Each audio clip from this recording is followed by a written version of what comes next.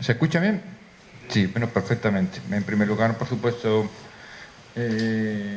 agradecer la invitación de la Asociación Forja Histórica y, por supuesto, de las autoridades locales que han tenido la amabilidad de ceder el espacio para un evento histórico académico que siempre hace falta, ¿no?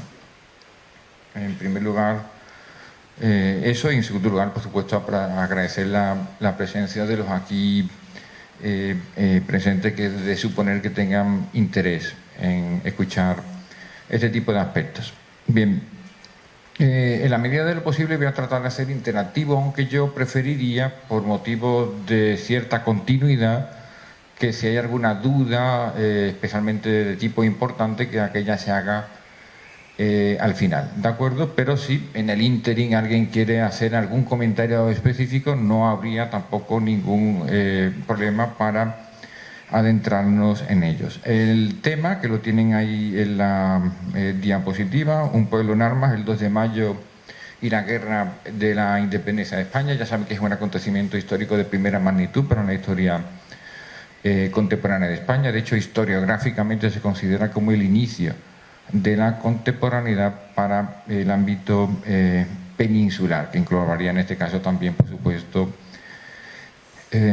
Portugal. Antes que nada, puesto que el acontecimiento en sí creo que es bastante conocido por la mayoría de vosotros, ¿no? Todo el mundo conoce la figura de Napoleón, todo el mundo sabe que Napoleón invadió Europa y, por supuesto, España. No hace falta, digamos, rememorar un acontecimiento que es de una trascendencia fundamental para la historia de Europa, ¿no?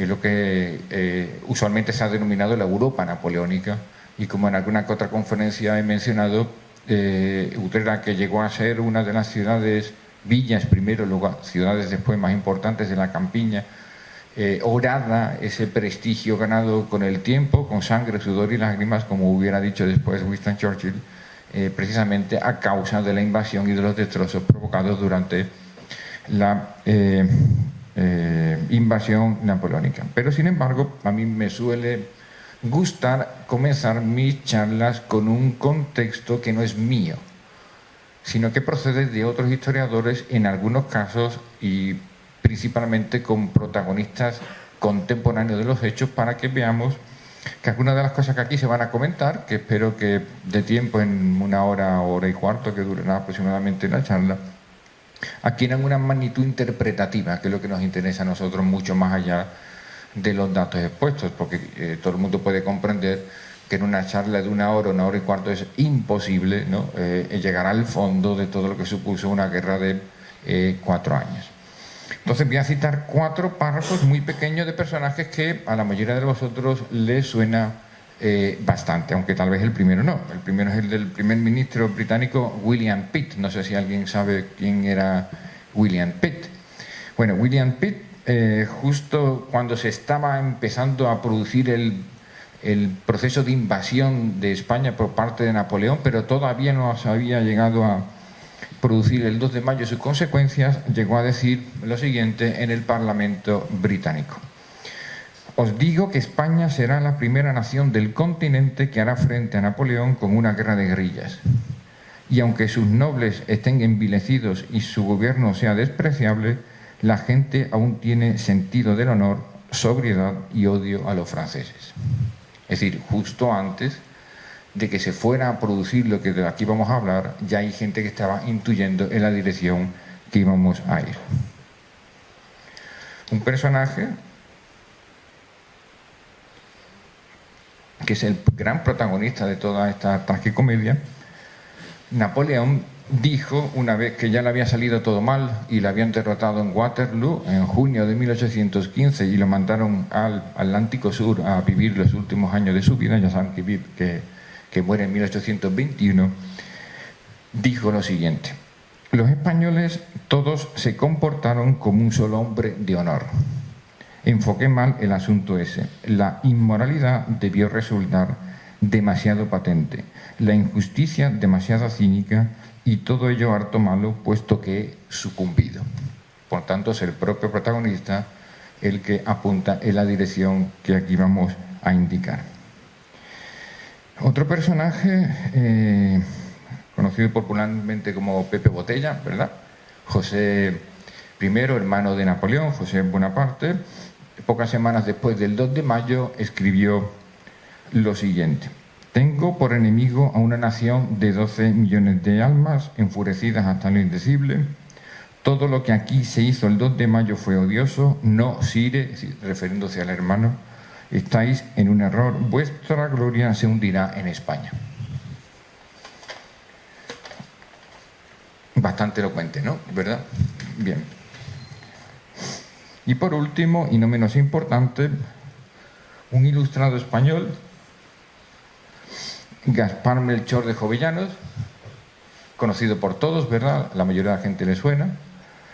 Este era un ilustrado y al mismo tiempo un patriota, por tanto no pertenecía a ese grupo de ilustrados y al mismo tiempo traidores, de los que aquí nosotros conocemos los nombres de alguno que otro.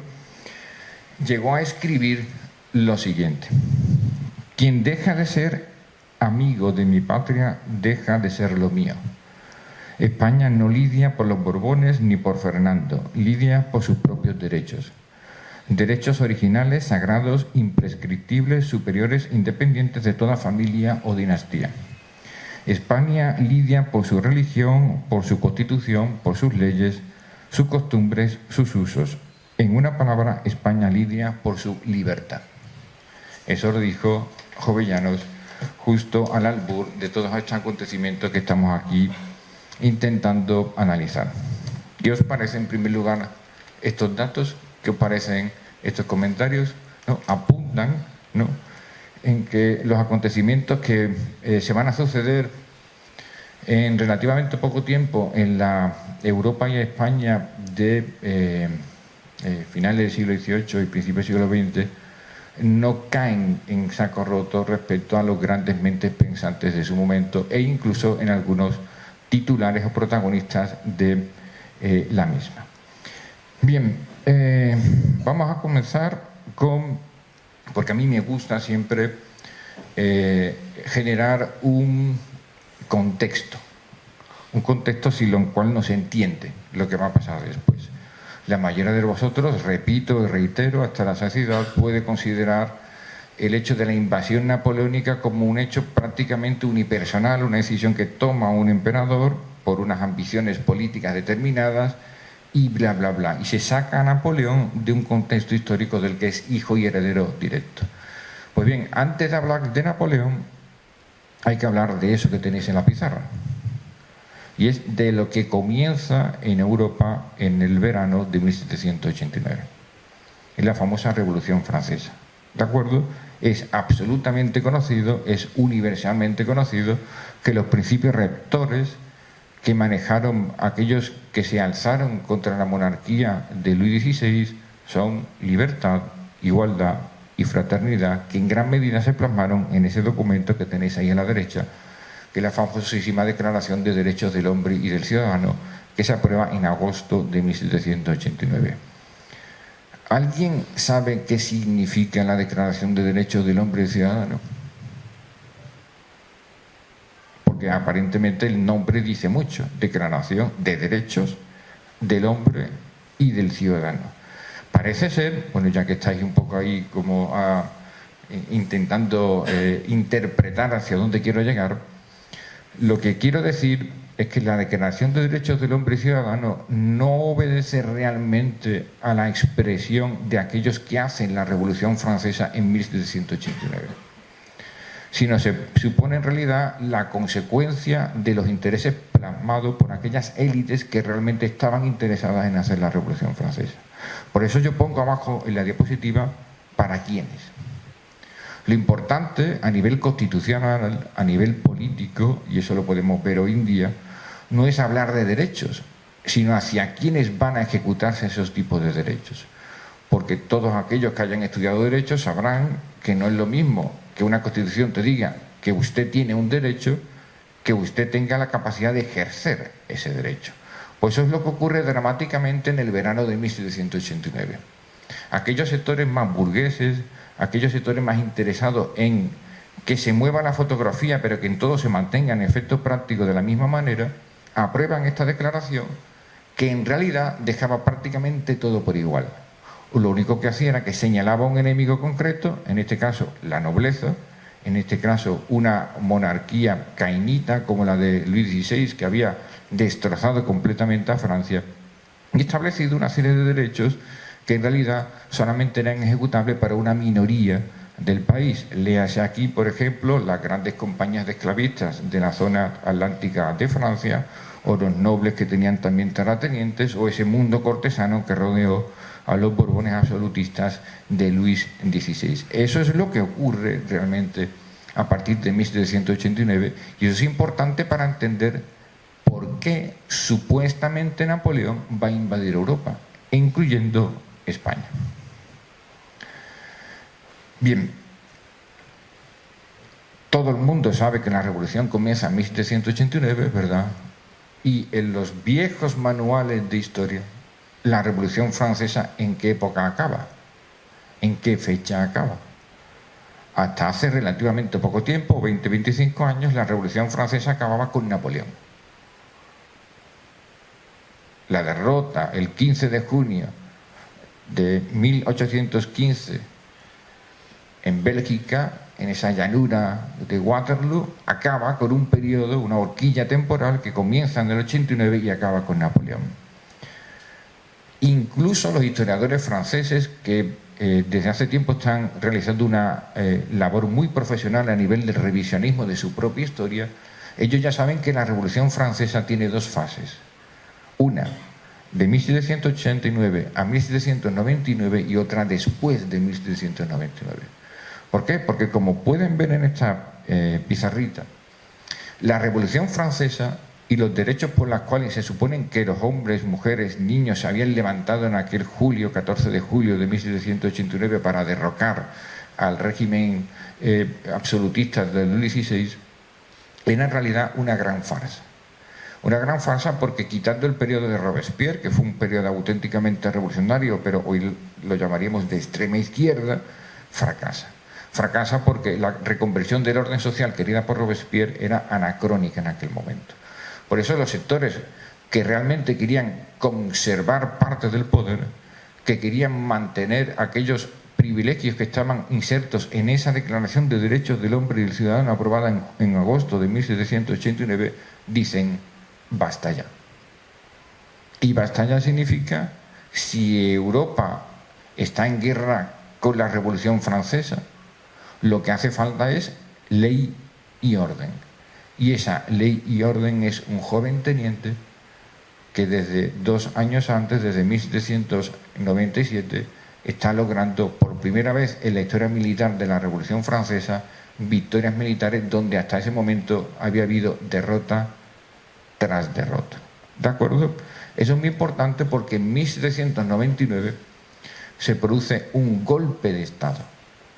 Un golpe de Estado que acaba con la revolución. Y por eso hoy en día en cualquier manual que vosotros busquéis, la Revolución Francesa dura 10 años, 89, 99. Después lo que se abre es el periodo del consulado y en 1804 Napoleón se autoproclama emperador.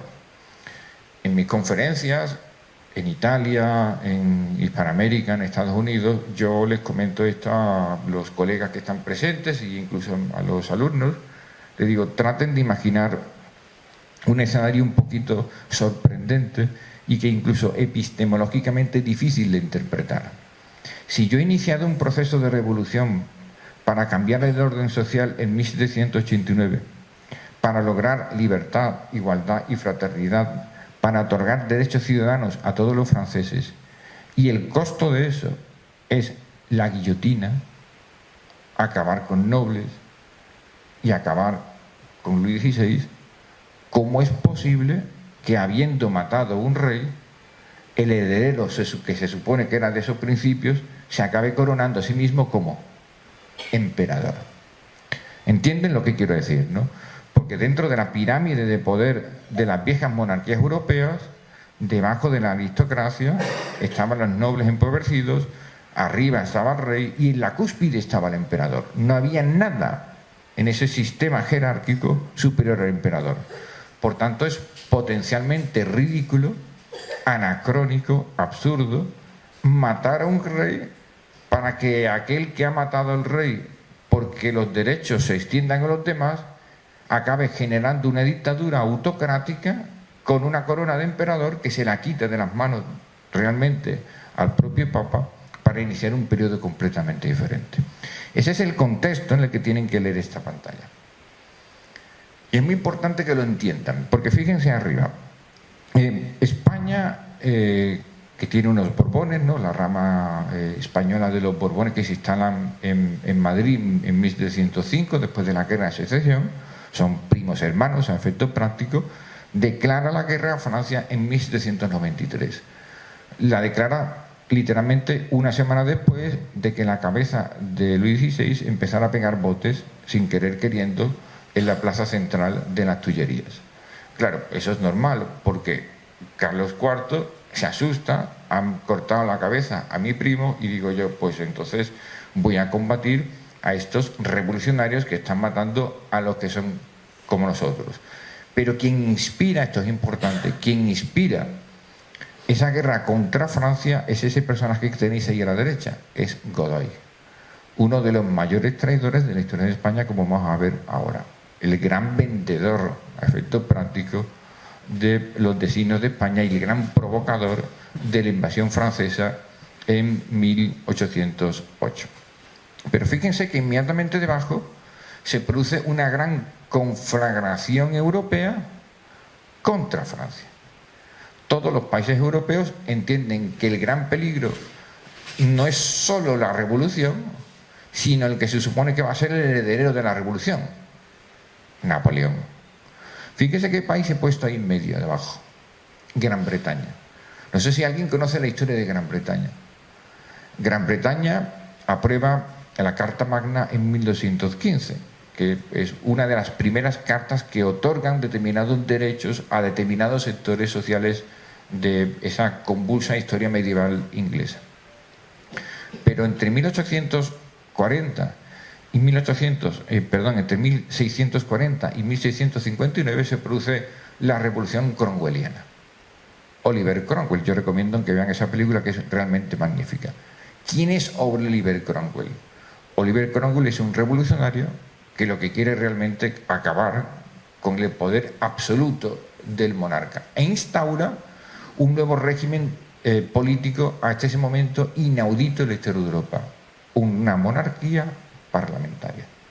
Hasta ese momento solamente había jóvenes repúblicas en el norte de Italia, en Holanda, y todos los demás eran monarquías de diversos grados de coerción. Pero sin embargo Gran Bretaña sorprendentemente se convierte en un régimen parlamentario dominado por los intereses de la burguesía liberal instalada en Westminster y por tanto ideológicamente ¿de qué tipo? Liberal. ¿Entienden lo que quiero decir, no? Entonces yo le explico a mis colegas y por supuesto a mis alumnos por qué Gran Bretaña, siendo un país liberal, siendo un país que tenía una pseudo constitución, porque Gran Bretaña no tiene constitución escrita, sino una serie de principios que se van soslayando a lo largo de la temporalidad con determinados elementos jurídicos, y que es defensora de la libertad, del libre comercio, ¿no?, de la libertad de conciencia, de la tolerancia, como diría John Stuart Mill un poquito después, declara la guerra también a Francia de Napoleón. No es raro. O sea, si se supone que la Revolución Francesa está luchando por la libertad, por la igualdad, lo lógico es que hubiera encontrado un aliado ¿en quién? En Gran Bretaña, porque tenía un régimen muy similar. Aspiraba precisamente a una monarquía de tipo parlamentario. Pero ¿por qué Gran Bretaña se enfrenta a Francia? Y sobre todo a la Francia de Napoleón. Porque percibe un gran engaño detrás. Sencillamente un dictador que, utilizando esos principios de ley y orden, lo único que pretende es instalar a lo largo y ancho de toda Europa a sus familiares en distintos puestos nobiliarios, en Italia, lo hará en España, en Prusia, en Austria, en muchos sitios, pero que en realidad tiene una ambición desmedida. Estos conceptos son absolutamente fundamentales, porque lo que está bajo en tercer lugar explica por qué toda Europa está contra Napoleón. Las bases de la extensión del imperio son agresivas. Y yo siempre digo lo mismo. ¿Cómo es posible que si tú quieras vender un proceso de exportación de la libertad, ¿no?, de derechos ciudadanos, lo hagas invadiendo a sangre y fuego? No tiene ningún sentido. Tiene el antisentido, por así decir. Porque un dictador, cuando invade un territorio, lo que hace es que instala leyes ¿de qué tipo? Autocráticas. Pero una persona que se dice heredero de la revolución, que acaba con absolutamente todo lo que hay antes ahí y trata de imponer su propia cultura, visión política e instituciones, es cualquier cosa menos tolerancia o respeto a los derechos ciudadanos. Eso es lo que empieza ya a darse cuenta toda Europa y, por supuesto, el denostado gobierno de Carlos IV, que además comete un error táctico fundamental, que es el que tiene abajo. Como tiene miedo de Napoleón, se alía con Napoleón, y en la trágica jornada de octubre de 1805, todo el mundo sabe que la alianza franco-española es masacrada por el almirante Nelson en Trafalgar. A partir de ahí se van a iniciar una serie de procesos que van a llevar de una manera inevitable a una supeditación completa de los intereses de España a los designios y ambiciones de Napoleón. ¿Cómo es, por tanto, esa España que va a abocar a ese 2 de mayo y a un proceso de guerra civil nunca visto hasta ese momento en la historia de España? Pues arriba lo tenéis. Una monarquía encabezada por uno de los reyes más inútiles de la historia nuestra, Carlos IV. Ahora veremos alguna imagen que puede explicar en gran medida su limitada capacidad craneana. Godoy, que tenía una ambición desmedida, tan desmedida, que en el Tratado de Fontainebleau, que va a firmar con Napoleón, lo único que le pide a Napoleón es ser rey. O sea, una cosa absolutamente inaudita. O sea, Godoy, que tenía la función de ser, entre comillas, primer ministro, porque esa figura no existía todavía, sino el valido, es decir, el secretario particular de Carlos IV, conspira con el dueño de Europa para que, a cambio de vender su propio país, le conceda el sur de Portugal, como vamos a ver ahora en un mapa. Pero claro, la conspiración no se queda solamente en Godoy, sino Fernando VII, un joven ambicioso que sabe de las limitaciones intelectuales y políticas de su padre y que lo que quiere es que el poder. Por tanto, aquí estamos uniendo varios aspectos en uno. Un gran amo de Europa que quiere instaurar una dictadura, un régimen español que está en franca descomposición institucional y política interna, y encima una pelea familiar interna que tiene además 3 patas: Carlos IV, Godoy y Fernando VII. Pero lo triste de todo esto, y es lo que está en cuarto lugar, es que España, cuando está iniciando este trágico camino hacia su disolución y a la conversión a una potencia de cuarto nivel y no de segundo como era hasta ese momento, tenía en 1800 la máxima extensión imperial. O dicho de otra forma, no olviden nunca que detrás de los deseos de Napoleón no solamente estaban en supeditar los intereses de la monarquía española en la península, sino también quedarse con la gallina de los huevos de oro, que era ¿qué? América. Si sois curiosos y vais a un mapa en el señor Google y miráis la América española en 1700 y la comparáis con la América española en 1800, veréis como sorprendentemente hemos aumentado un 20% el nivel de territorio. O dicho de otra forma, España había logrado expulsar sorprendentemente a los ingleses de América. En 1776, ya saben, el 4 de julio famoso, suenan las campanas de la libertad en Virginia. Ese es un mito histórico. Nunca sonaron campanas en Virginia el 4 de julio, pero ya saben que hacen falta imágenes, ¿no? Imágenes a través de las cuales se formen mitos, y ese es un mito absolutamente maravilloso. ¿Quién ayuda a las 13 colonias a independizarse? Francia y España. Un ministro español que teníamos en esa época, el conde de Aranda, fue uno de los pocos que le dijo a Godoy y a Carlos IV: no metan la pata. Si vosotros ayudáis a unos insurrectos a alzarse contra su propio rey, a los súbditos a ayudar a acabar con la pirámide de poder, ¿cómo luego vamos a justificar que esos mismos súbditos no nos ataquen a nosotros? ¿Entiende lo que quiero decir? O sea, fue una actitud cortoplacista, una limitada visión política que luego le costó, evidentemente, la corona a todos estos de los que estamos comentando. Y debajo de todo tenemos lo que es el pueblo español, el pueblo que va a ser el gran protagonista de esta película. ¿Qué es España a principios del siglo XIX? Un pueblo que vive en paz, un pueblo que tiene un nivel de analfabetismo del 80%, pero ese porcentaje no es una excepción, esa es la regla en toda Europa. Y eso hay que tener mucho cuidado, porque posiblemente vosotros habréis leído en más de un libro que los grandes inspiradores, instigadores de la Revolución Francesa fueron ¿quiénes?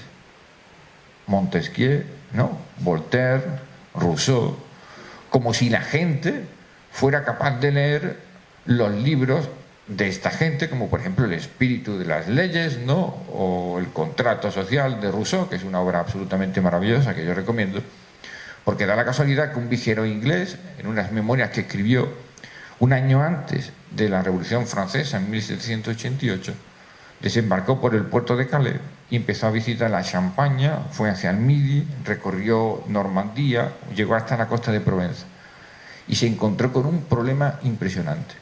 Y es que cuando le preguntaba a los franceses en francés, no lo entendían.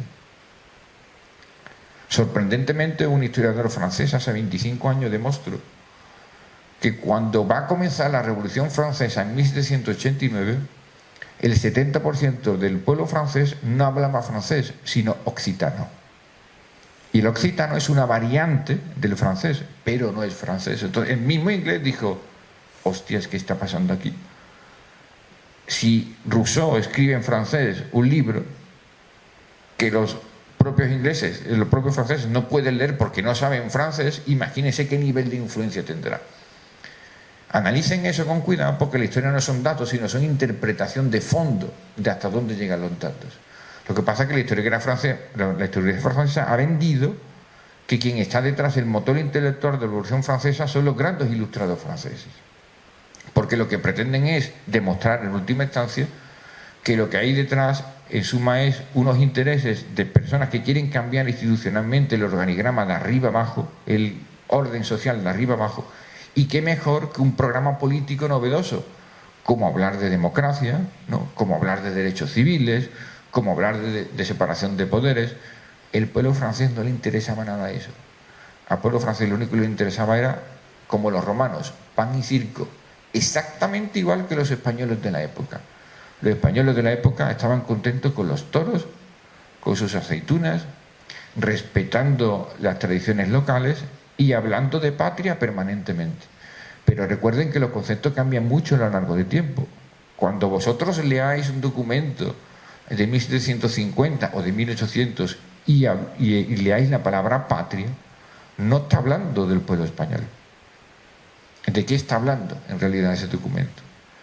Está hablando del perímetro geográfico que no va más allá de 20 o 30 kilómetros, cuyo epicentro es esa villa, esa ciudad o ese pueblo.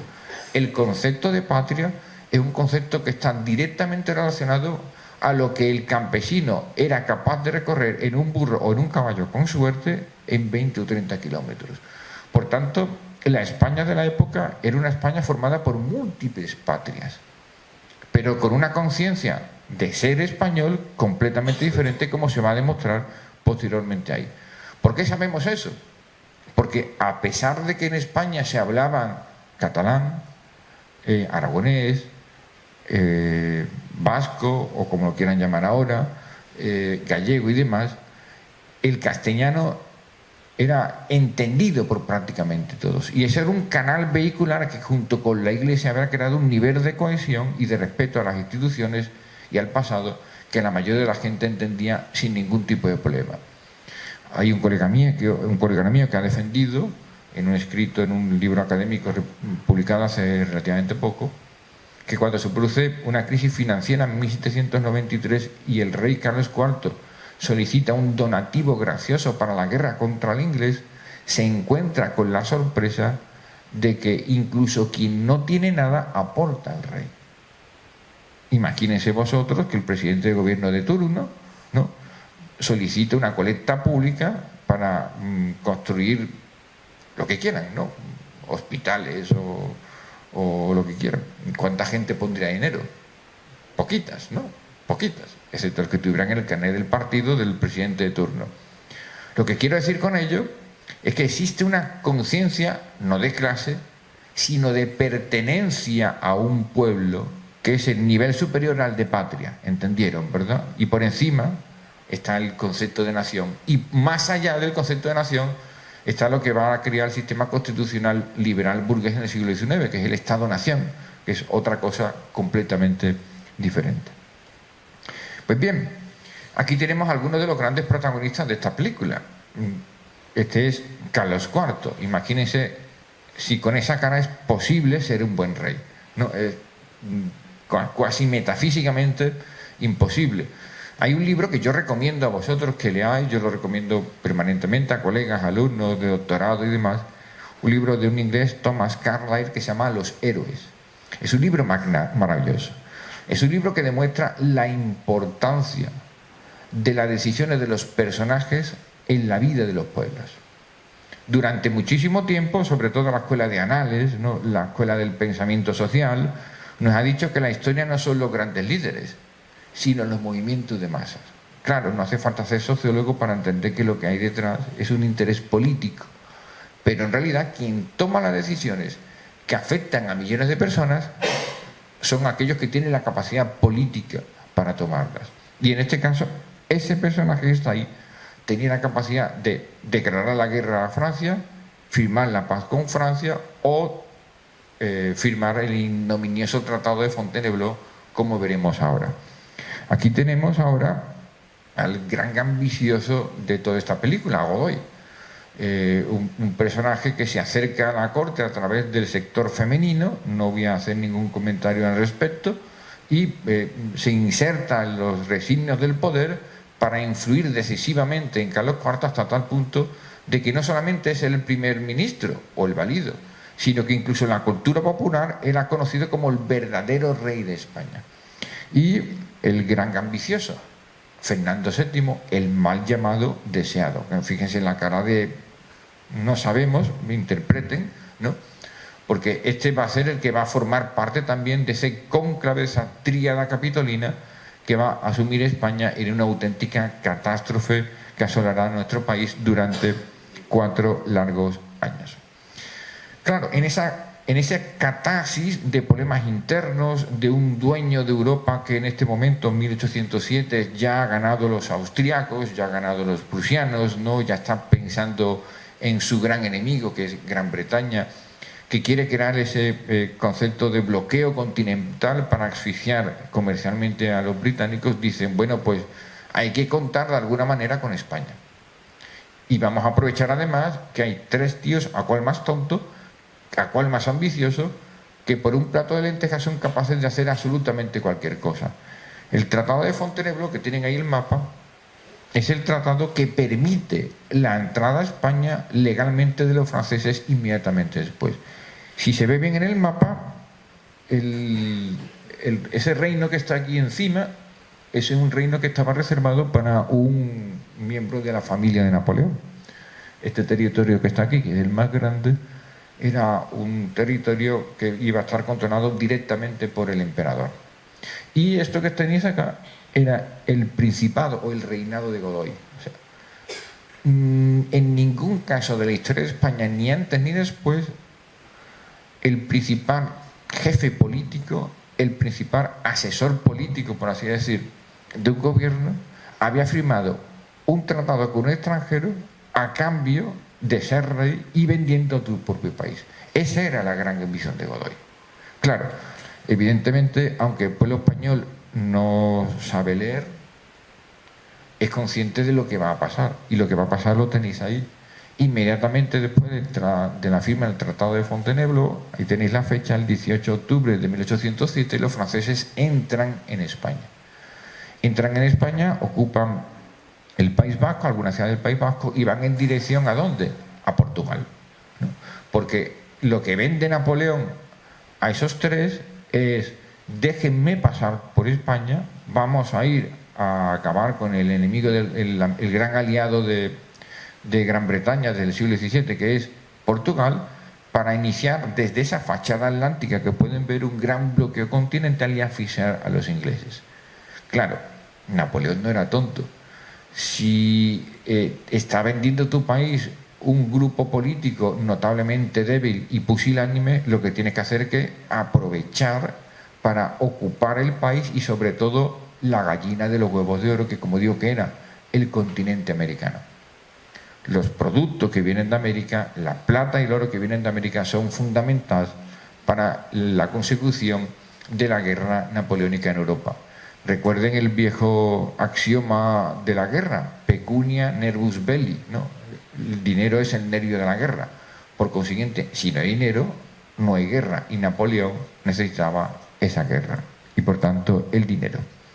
Pues bien, como el pueblo de Madrid no es tonto, e inmediatamente después, ahí tienen la fecha, el 23 de marzo, Murat entra en Madrid con las tropas con la sanísima intención de quedarse allí, y por canales secretos, criptografiados literalmente desde París, recibiendo órdenes de Napoleón diciendo: estate ahí un ratito, vamos a sacar a todos los miembros de la corte real, de la monarquía, lo vamos a secuestrar a efectos prácticos y vamos a dar un auténtico golpe en España para quedarnos con todo el conjunto del territorio español. Claro, la ocupación de Madrid y de los pueblos alrededor es interpretada correctamente por los madrileños como una traición de alguien del gobierno. Y todo el mundo sabía que el verdadero rey de España, ¿quién era? Godoy. Por tanto, no hacía falta ser Albert Einstein para unir cabos y decir: quien ha permitido entrar a España a los franceses es Godoy. Por eso se produce, eso que tenéis arriba, el motín de Aranjuez en marzo de 1808. El motín de Aranjuez es un movimiento popular, con cierta instigación del partido fernandino, es decir, los seguidores de Fernando VII, que lo que querían era ver caer al padre para subir al poder. Pero claro, el enemigo era tan claro que no resultó nada difícil contar con la aquiescencia y la colaboración del pueblo de Madrid. Claro, Godoy es alejado del poder, de hecho es encerrado, y a partir de ahí es cuando se producen realmente los acontecimientos que van a derivar directamente a las trágicas consecuencias, las trágicas jornadas del 2-3 de mayo en Madrid y el inicio de la guerra de independencia. Ahí tenéis lo que hace Napoleón por órdenes directas de los comandantes franceses que están en Madrid. Lo primero que le dicen es: tráiganme a la familia real a Bayona. Pero claro, si yo me traigo a toda la familia real a Bayona entero, pues la gente va a sentir que sus propias instituciones, aquellos que mal que bien los respetan, porque el pasado de la monarquía hispánica es antiquísimo, sigue habiendo una pelea historiográfica acerca de cuál es la monarquía más antigua de Europa, que si Francia, que si España, yo no me meto en eso. Pues sencillamente Napoleón dice: bueno, pues tráiganme a los gordos. ¿Los gordos quién es?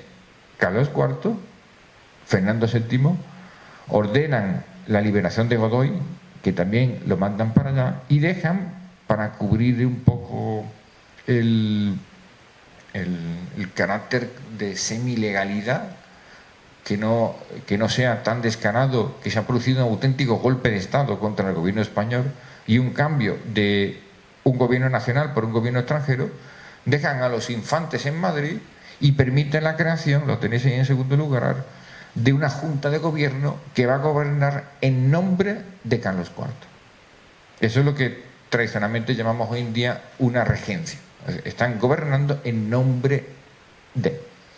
Pero claro, la tensión popular aumenta en Madrid porque no son tontos. O sea, ellos son conscientes, el pueblo de Madrid, que la ocupación militar de la capital, aproximadamente entre 35 y 40.000 hombres, está costando mucho dinero a los pobres madrileños. El gobernador Murat obliga al pueblo de Madrid a alojar a los franceses en sus propias casas. Eso no debe ser absolutamente nada agradable.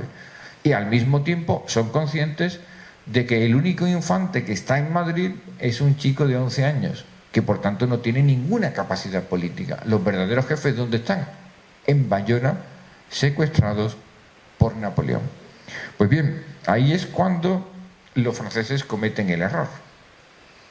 Y es tratar de sacar a escondidas a los últimos elementos que conformaban esa familia real y sobre todo al único príncipe que quedaba en Madrid, y provoca de una forma simultánea contra lo que querían, y así fue, un rapto de un niño con finalidad claramente política. Ahí es cuando se produce una auténtica revuelta, una lucha callejera en todo Madrid, que como pueden ver en la imagen de la derecha, la participación del ejército regular, lo que llamamos el ejército español, fue mínima. Eso prueba que el movimiento del 2 de mayo fue un movimiento auténtica y únicamente popular. Si alguien me pregunta, bueno, ¿y por qué el ejército español no intervino? Excepto alguna que otra unidad que vamos a ver ahora. Muy sencilla. Porque hay un código de lealtad. ¿Y a quién le debe respeto y autoridad un ejército? Al poder político. Y el poder político tenía una cabeza visible pero muy lejos en Bayona. Nadie sabía lo que estaba pasando, pero estaban allá. Y un consejo de regencia, que como su propio nombre indica, estaba gobernando en nombre de esos titulares. Por tanto, el ejército se mantuvo mientras pudo al margen de todos esos acontecimientos. Claro, lo que ocurrió inmediatamente después es que los franceses, lejos de intentar algún tipo de negociación con las bandas insurrectas de ciudadanos normales y corrientes, panaderos, artesanos, campesinos, lanzan a las calles a las tropas de élite. Este famoso cuadro de Goya, ¿no?, es sumamente conocido, ¿no?, la carga de los mamelucos, en la que se produce una auténtica masacre en Madrid. Eso enciende definitivamente la pólvora y traslada al pueblo de Madrid que lo que se está produciendo es un auténtico rapto de la idea de España. Que lo de menos es que Carlos IV o Fernando VII estén en Bayona, que en realidad lo que quieren es acabar con la propia esencia política institucional de España, y por eso saltan y demuestran un amor a las instituciones, a la monarquía, que está absolutamente exenta, y esto es muy importante, de carga política. Los franceses hoy en día, no es difícil encontrar todavía algún ínclito historiador francés que diga que esta revuelta, este levantamiento del 2 de mayo en Madrid fue un levantamiento coordinado perfectamente, casi como una conspiración similar a la que mató a Kennedy, ¿sabes?, para levantar al pueblo de Madrid con fines políticos de apoyar o bien a Godoy, o bien a Fernando VII, o bien a Carlos IV. Eso es falso. No conocemos prácticamente ningún líder político, porque los líderes políticos estaban encerrados en Madrid. Esto es un levantamiento espontáneo porque Goya, que tuvo la suerte para nosotros de ser testigo ocular, dibuja eso. Ahí veis a algún general, ahí veis a alguien vestido de político. Ese es el pueblo de Madrid. El pueblo de Madrid que se enfrenta a pecho descubierto, utilizando palos, navajas y demás, contra las tropas de élites de Napoleón. La única excepción en la que participa mínimamente el ejército, esta parte es sumamente conocida, ¿verdad?, es la defensa que hizo en el cuartel de Monteleón en Madrid una pequeña unidad formada por unos 40 soldados que evidentemente habían visto la masacre de la carga de los mamelucos y dijeron: están atacando a mi pueblo, yo no sé dónde está mi jefe, en este caso Carlos IV o Fernando VII, y yo tengo que defender a mi propio pueblo. La soberanía al pueblo, y el pueblo es el que va a defender realmente sus propios principios a sangre y fuego. Aquí tenéis el monumento de Daoiz, ¿no?, sumamente conocido, si no vayan para allá. Y aquí tenemos las bajas acontecidas en ese levantamiento popular del 2 de mayo solamente en Madrid. Estos son datos, digamos, que son de las investigaciones últimas que se han llevado a cabo, con 409 muertos, fíjense, de los cuales apenas 40 eran militares. Y abajo pongo a Manuela Malasaña, ¿no?, para indicar aquí un elemento más. ¿Es el pueblo de Madrid quien se levanta contra el francés? ¿Y el pueblo incluye a las mujeres? Sí. Lo mismo que ocurrirá con el Palacio de las Tullerías durante la Revolución Francesa. Que el pobre Luis XVI se quedó absolutamente espantado cuando vio venir a 40.000 mujeres, imagínense, a 40.000 mujeres con palos en la mano, y eran todas las panaderas de Madrid, literalmente se unieron para asaltar el Palacio de las Tullerías. Ese fue el único caso en el que ha habido una revolución de mujeres dentro de un proceso revolucionario, que fue en Francia durante esa época. Aquí no hubo eso, pero hubo movimientos liderados de resistencia física violenta que, como en el caso de Manuela Malasaña, por supuesto, le costó, como a la mayoría de los compatriotas, la vida. Naturalmente, lo que sigue es muy conocido, ¿no? Los franceses hacen prisioneros y toman represalias, y aquí vemos el famoso cuadro de Goya, ¿no? Los fusilamientos del 3 de mayo, que ya saben que es un crimen morirse sin ver este cuadro físicamente. Y aquí tenemos donde están internados los patriotas que murieron el 3 de mayo, porque la gente dice, bueno, pues fueron asesinados, no fueron fusilados en lo que es hoy los cercas de la Moncloa. De hecho, la zona de la estación de Príncipe Pío está construida prácticamente encima de donde se produjeron los fusilamientos del 3 de mayo. Pero las víctimas las tienen ahí, están en el cementerio de Florida para que vayan en un momento determinado a ver, porque la gente habla de los fusilamientos del 3 de mayo, pero no saben dónde están las víctimas del fusilamiento del 3 de mayo, y merece la pena honrar a aquellos que dieron su vida en un momento, en un acto que en aquel momento no se sabía hacia dónde iba a llegar, si se iba a quedar sencillamente en una insurrección de carácter popular en el propio Madrid, o iba a tener una extensión mucho mayor. Claro, cuando se ha producido todo esto y las noticias llegan a Bayona, Napoleón, ¿qué hace? Se pone nervioso, es normal. Y ahí tenéis las fechas, entre el 5 y el 12 de mayo se produce lo que yo denomino la farsa de Bayona. La farsa de Bayona es que Napoleón obliga a abdicar a Carlos IV en nombre de su hijo Fernando VII, y Fernando VII le devuelve la corona, abdica en nombre de Napoleón. Napoleón, cuando ya se encontraba con la corona, pues ¿a quién se la da? A su hermanito, y se convierte, o lo convierte, por así decir, en rey de España, saltándose cualquier tipo de tradición, de nombramiento, de elección de reyes en España. Lo único que le queda a los últimos resquicios de eso que llamamos un gobierno legal, lo tienen abajo en la Junta de Gobierno, es salir cagando leche de Madrid en dirección ¿a dónde? A Cádiz. Cádiz, ya saben que fue la única ciudad importante de España que nunca fue ocupada por los franceses, nunca, porque en aquella época todavía era una isla y pudieron encerrarse en su fortaleza, y ahí fue donde no solamente resistieron y concentraron el poder legítimo, o lo que quedaba de legitimidad de la vieja monarquía, sino que además aprovecharon para elaborar, como todo el mundo conoce, la Constitución de 1812. Pero claro, los franceses, después del levantamiento de Madrid, después de que saben de que los españoles se van a enterar más tarde o más temprano que se han quedado sin rey y que se les ha impuesto un gobierno, un rey extranjero, perciben claramente que el movimiento no es madrileño, sino que es de carácter nacional. La piel de toro se llena de panfletos que son leídos por los pocos que pueden leer, en el que se hablan de las tragedias, de los fusilamientos acontecidos en Madrid. Y ese reguero de pólvora genera una gran tensión social y el inicio de lo que luego se va a llamar, como todo el mundo sabe, la guerra de guerrillas. Sin embargo, quedaban algunas posibilidades del ejército regular español, que estaba acantonado del sur, que no tenía absolutamente nada que ver con el norte, que decide una jugada de riesgo, que es enfrentarse directamente a las tropas de Napoleón, que desde Madrid, por supuesto, se están desperdigando a lo largo y ancho de toda España. Y ahí tienen esa famosa batalla, la batalla de Bailén, en pleno julio. Hay que tener ganas para pelear en julio, aquí en Andalucía, con calorcito para cagarse, ¿sabes?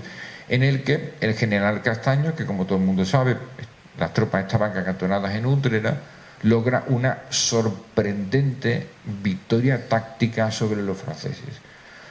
Aquellos, yo sé que aquí en este auditorio hay gente que o bien son militares o lo han sido, o tienen interés por la historia militar, saben que la guerra, tan importante como la acción bélica, la fricción es la psicología.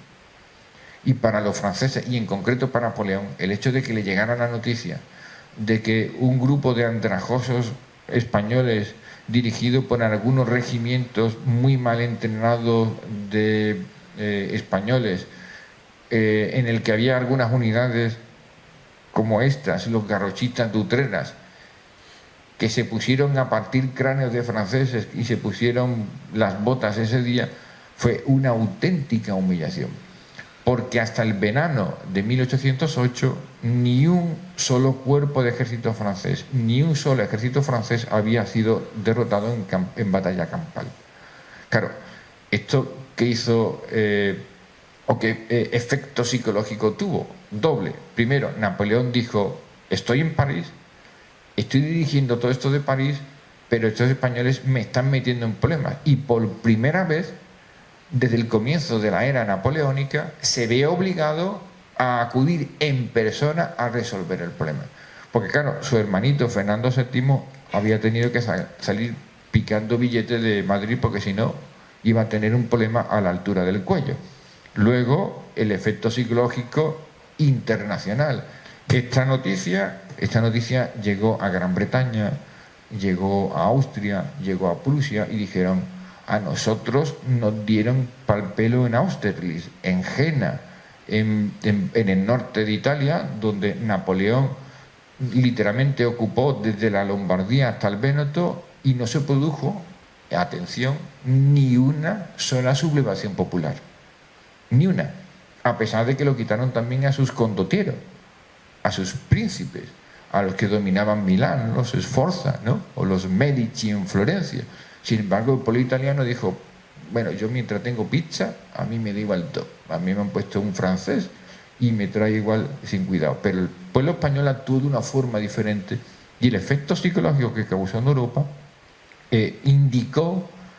lanzó la idea de que efectivamente los franceses no eran invencibles y por tanto se les podía derrotar utilizando las armas adecuadas. Bien, a partir de ahí es cuando empieza el proceso de guerra de independencia, que yo voy a dividir muy rápidamente porque tampoco quiero contar la historia militar porque esos son 4 años, pero partiendo de una serie de elementos muy claves, ¿no? Y es la resistencia auténticamente numantina de la mayoría del pueblo español a lo largo y ancho de la geografía peninsular. Aquí, cuando se le pregunta al pueblo sobre la guerra de independencia, todo el mundo habla de Espoz, ¿no? De Mina, del empecinado, ¿no?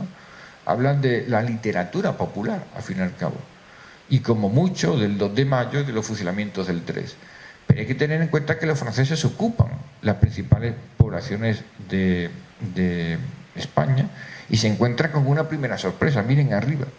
Inmediatamente después de que se está produciendo todo esto, o simultáneamente, van a Zaragoza. Ya saben que en Zaragoza, la catedral de Zaragoza era donde se untaban los reyes de la corona de Aragón, no en otro sitio, sino en Zaragoza, y por tanto era un objetivo de tipo psicológico para los franceses. Y allá se encuentran con estos dos personajes que tienen abajo, Agustina de Aragón, de nuevo una mujer, y el general José Palafox, que sorprendentemente, mire la diferencia numérica que había entre los defensores españoles y las tropas regulares francesas, logran una sorprendente nueva victoria sobre los franceses. En este caso no a campo abierto, sino en un asedio, que hasta ese momento los franceses habían resuelto a cañonazos la mayoría de los asedios. Pero lanzaron un lenguaje muy claro.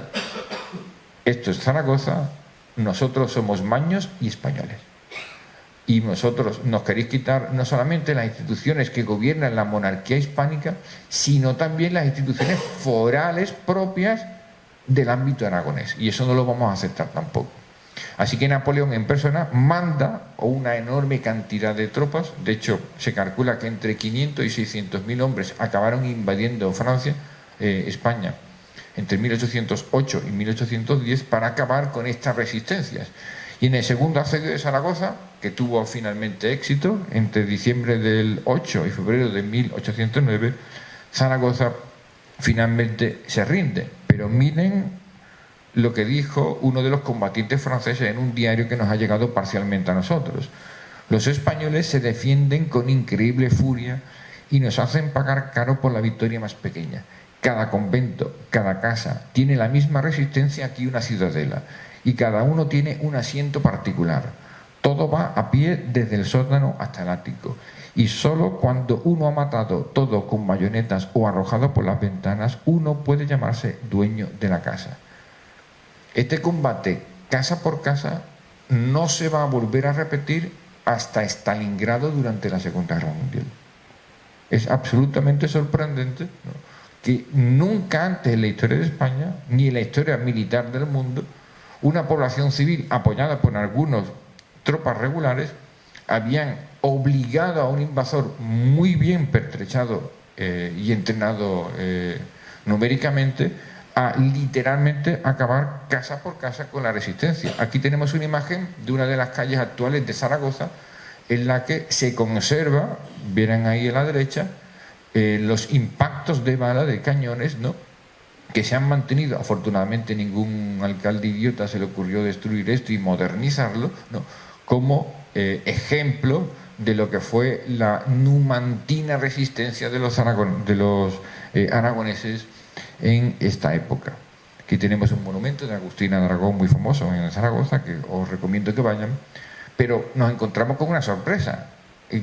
¿Y los catalanes? No, hoy en día nos han vendido que los catalanes pues quieren ser los más independientes del mundo, que ellos son desde 2 segundos después del Big Bang independientes, ¿sabes?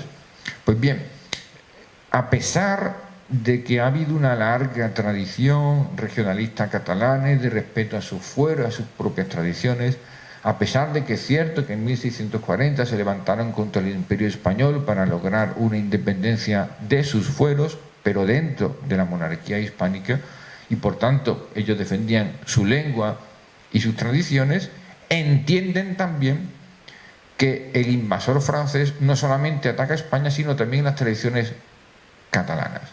Y por tanto no tienen ningún problema con utilizar no solamente el elemento civil catalán, sino también, como en este caso, fíjense, el general que dirigió la defensa de Gerona, que era de Granada, a elementos foráneos porque eran partes integrantes de un pueblo, por tanto de una comunidad mucho mayor. Fíjense la diferencia de hombres que había entre los defensores, ¿no?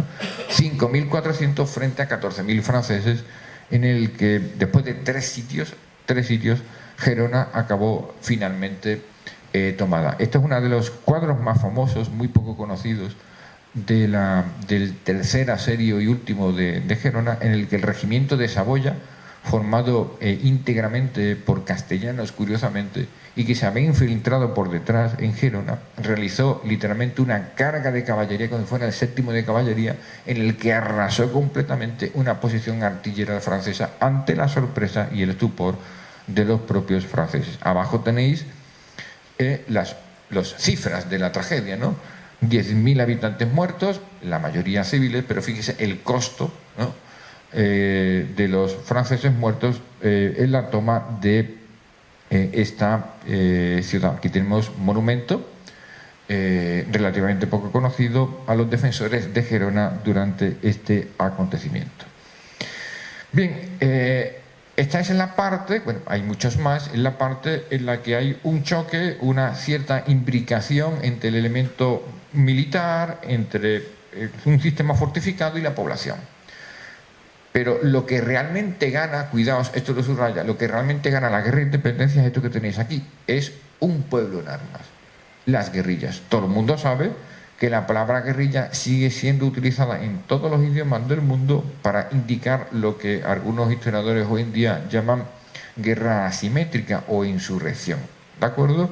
Pues la guerra de guerrillas se crea en España, no es que antes no hubiera habido movimientos, ¿no?, refractarios, por supuesto, a una invasión, pero de carácter popular, de carácter general, era la primera vez que se producía en la historia contemporánea. ¿Qué es una guerrilla? Ahí tenemos el concepto, una lucha popular, así es el pueblo en su conjunto, hombres, mujeres y niños, basada en el hostigamiento del enemigo. Cuidado, hostigamiento. O sea, la guerrilla no va buscando el enfrentamiento cuerpo a cuerpo, porque no tienen nada que hacer. O sea, si ponen a un regimiento, ¿no?, de lanceros o de coraceros franceses contra campesinos con palos y 2 arcabuces, no tienen absolutamente nada que hacer. Lo que hacen es hostigar. Y hostigar es sumamente importante porque corta las líneas de suministro o elimina a los principales capitanes, tenientes de las diferentes unidades y por tanto debilita. Y la psicología del combate es sumamente importante para poder generar el pánico que suele generar este tipo de acciones en una fuerza invasora. Y por supuesto todo eso se basa en el conocimiento del terreno. Los franceses entran a España pues sabiendo que España es así, pero quien sabe realmente dónde están las montañas, los ríos, dónde están los caminos secretos y no secretos, pues evidentemente esa es la población civil que actuó prácticamente al unísono. ¿Cómo actuaban? En pequeñas partidas, algunas de ellas con líderes con cierta formación militar, tenientes que habían podido huir de algunos cercos y se unían a estas partidas, pero en general la mayoría no tenían formación militar. Esto ahonda aún más en la importancia, en el valor de estas partidas que iban de 50 a 1000 hombres, sobre todo en el norte, que causaron auténticos estragos a las fuerzas españolas. La motivación de la misma no hace falta ni siquiera reinterpretarla, porque ya la estáis no teniendo prácticamente en la cabeza. Es la defensa de tu suelo, la defensa de tu tierra, de tu familia, de tus tradiciones y de tu propio sistema institucional. Porque una de las cosas que deben de tener muy en cuenta es que cuando se produce el movimiento guerrillero contra la invasión francesa, no pidieron absolutamente nada a cambio. Ellos no defendían ni a Carlos IV, ni a Fernando VII, ni a Godoy. No pedían prebendas políticas. Luchaban sencillamente por la defensa de la libertad y de los valores que constituyen la esencia del pueblo español. Ahí tenéis un mapa en el que se ve claramente que la extensión de las guerrillas era esencialmente casi en toda España, aunque las más importantes se situaban en las zonas montañosas del norte, aunque por supuesto en el sur también hubo y bastantes. Esta guerra fue una guerra sin cuartel. Esta serie, que es muy conocida, la pueden encontrar en internet sin ningún tipo de problema, de Goya, se llama Los desastres de la guerra. Yo os recomiendo que la busquen. Son una serie de láminas en las que se demuestra la crudeza de la guerra. Claro, en ese momento no había DIH, Derecho Internacional Humanitario, pero todo eso que aconteció en esa época hoy en día serían considerados como crímenes de guerra sin ningún tipo de problema o crímenes contra la humanidad. Ya saben que la diferencia que hay entre uno y otro, que los crímenes de guerra son cometidos por militares sobre militares y los crímenes contra la humanidad son cometidos contra la población civil. Esa es la gran diferencia no jurídica que hay entre los dos. Pero ahí tenéis algunas imágenes retratadas muy bien en esos dibujos por Goya de lo que hacían los franceses a los guerrilleros partisanos, cómo los guerrilleros partisanos cuando cogían a soldados franceses los descuartizaban y los ponían en árboles, en cruces de camino para causar terror a las tropas francesas que pasaran por allí, cómo los franceses se tomaban la revancha y hacían estas cosas, ¿no? Partir en dos a un simple campesino o hoy en día lo llamaríamos a un miliciano, ¿no? O como clavaban literalmente como en época medieval, recuerden, ¿no? Vlad el Empalador, ¿no? Pues esas viejas imágenes se utilizan, esas viejas acciones de guerra de absoluta crueldad que no tienen nada que ver con las leyes de la guerra, se retoman sin ningún tipo de problemas allí. Claro, el número de muertes fue tan absolutamente elevado que hoy en día, subrayo eso, hoy en día todavía se siguen encontrando como esto tumbas o fosas comunes de soldados franceses muertos por la guerrilla y enterrados en fosa común. O sea que tenéis a la izquierda es de Granada y la derecha se encontró en Ávila, ¿de acuerdo? Y de esa hay a montones, hay absolutamente montones. De hecho, hay una especialidad, ¿no?, de arqueología militar que se encarga precisamente de buscar este tipo de cosas, porque el nivel de muertos, el número de muertos franceses en la guerra fue extremadamente elevado. Ahí tenéis unas palabras de un historiador muy experto en este tema, Gómez de Areche, que dice: los éxitos de unos estimulaban el alzamiento de armas de los otros. Cuando digo de unos me refiero de unas partidas, ¿no?, porque al final competían, cuando se recupere el viejo orden español, pues algún tipo de premio por haber matado más franceses, que se tenían por tan bravos y hábiles como él. Y así el país fue cubriéndose de partidas que, creciendo en furia con los desmanes de los invasores, desmanes de los franceses, ejercían como ellos las crueldades más espantosas. Por tanto, que fue una guerra de exterminio, literalmente. Hasta la guerra patriótica durante la Segunda Guerra Mundial en el Frente del Este no se volvería a ver nada igual. O sea, poblaciones civiles en Rusia, los famosos partisanos, cometiendo todo tipo de crímenes contra la Wehrmacht alemana, y la Wehrmacht alemana cometiendo todo tipo de crímenes contra los partisanos de población civil.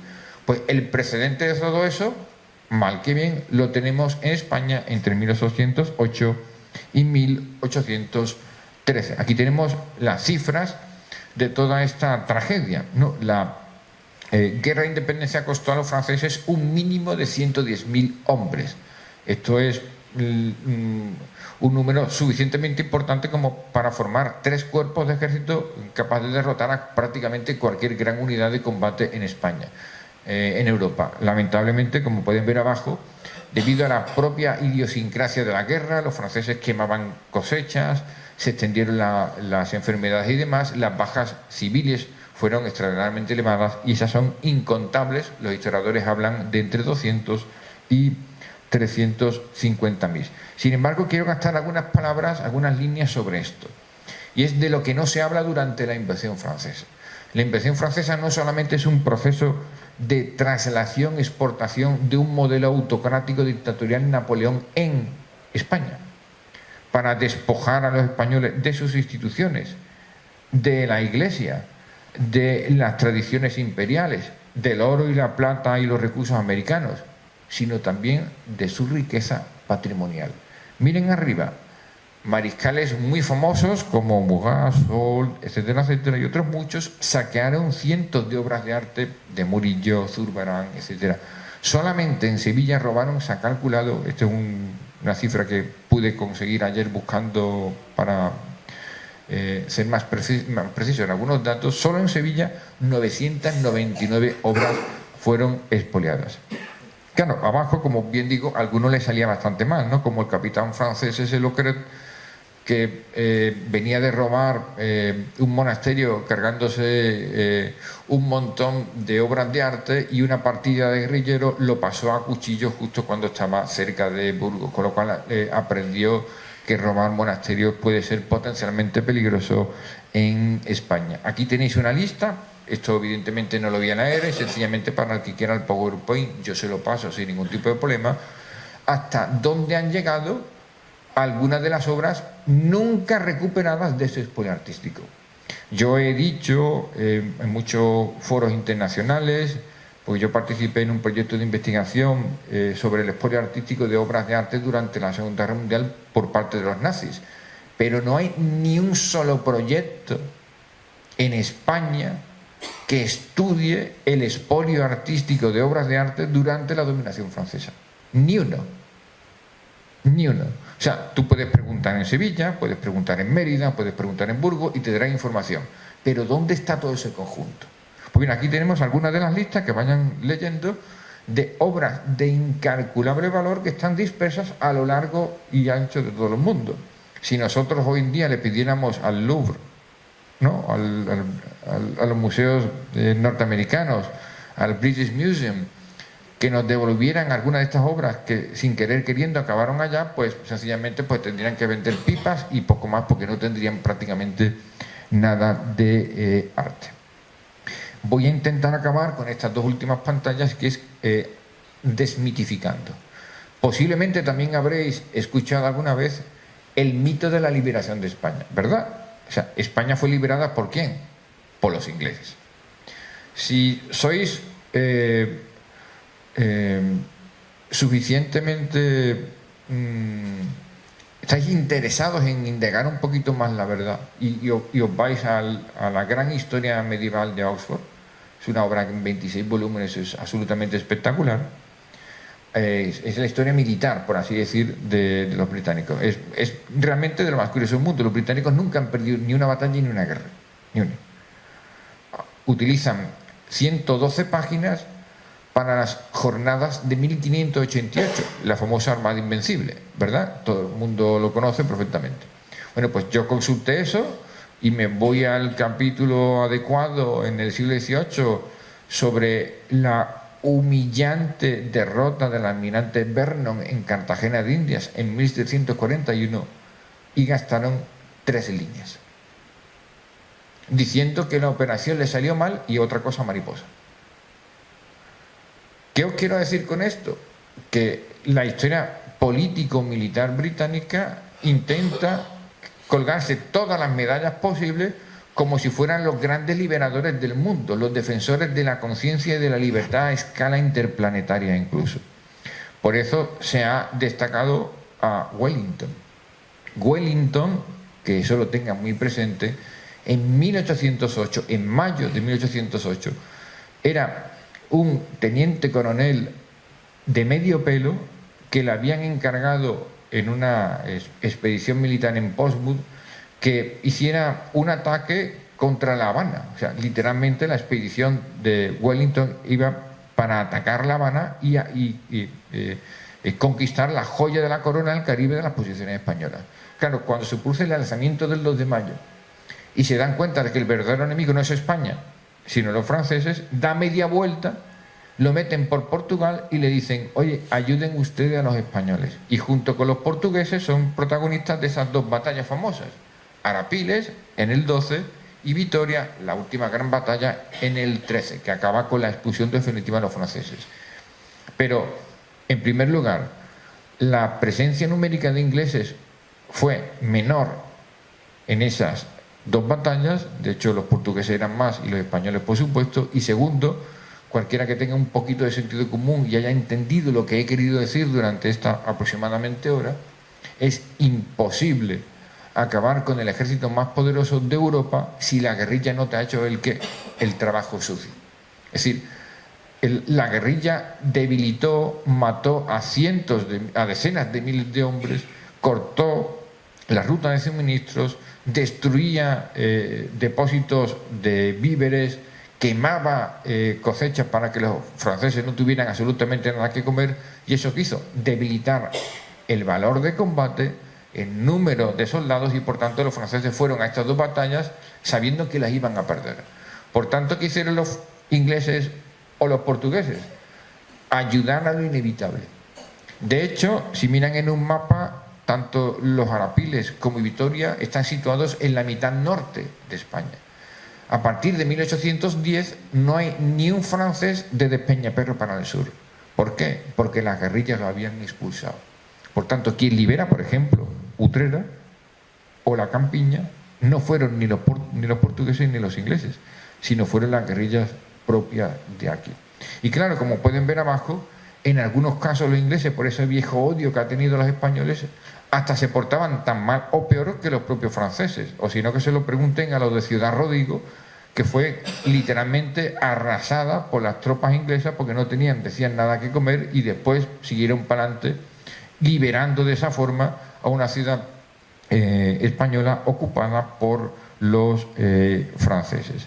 El resultado es esta pantalla que tenéis aquí, es que España demuestra a Napoleón de una forma inevitable que no era invencible, que tenía puntos fuertes, creó un principio que luego la historia militar en el siglo XX ha demostrado, y es que un ejército cuanto más se expande, más se alargan las líneas de comunicaciones y más fácil es cortarlo, y por tanto eso es un elemento que lo que se va a llamar la guerra industrial del siglo XX debe ser muy tenida en cuenta.